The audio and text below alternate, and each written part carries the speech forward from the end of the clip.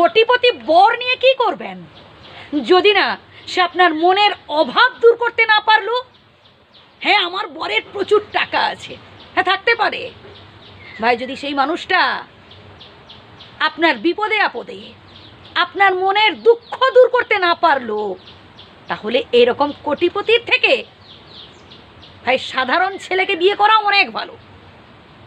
আমরা অনেকে স্মার্ট ছেলে পছন্দ করি ভাই, স্মার্ট বর থেকে লাভ কি যদি না সে আমাকে বিপদে সাহায্য করতে না পারে? হ্যান্ডসাম বর নিয়ে লাভ কি ভাই? হ্যান্ডসাম বর থেকেও যদি সে দিনের পর দিন আমাকে কষ্ট দেয়, অত্যাচার করে, মনে মনে যদি আমি দগ্ধে দগ্ধে শেষ হয়ে যাই, এই হ্যান্ডসাম বরের মুখ থেকে দুটো কথা শুনে ভাই এইরকম হ্যান্ডসাম পাত্র আমার মতে না থাকা অনেক ভালো। এর থেকে সাধারণ পাত্র অনেক ভালো। আমরা অনেকে বর চুজ করি না, তাই কথাগুলো বললাম। ঠিক কেমন ধরনের পাত্র চাইছেন ভাই? প্রচুর টাকা থাকবে?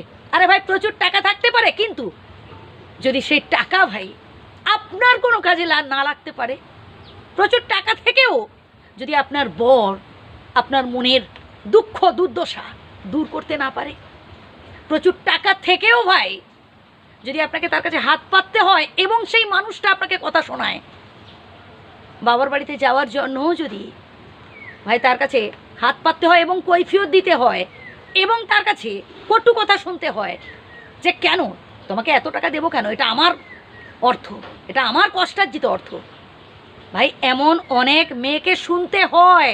তাই কথাগুলো বলছি।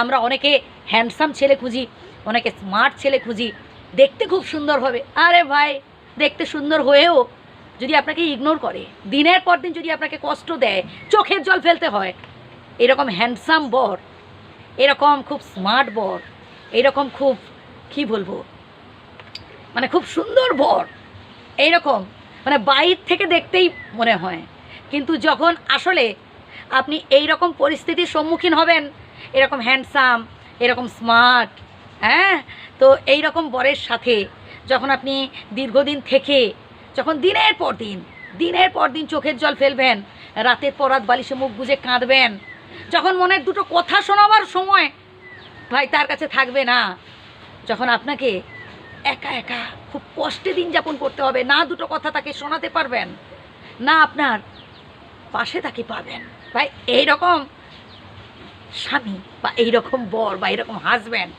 আমার মতে না চুজ করাই ভালো।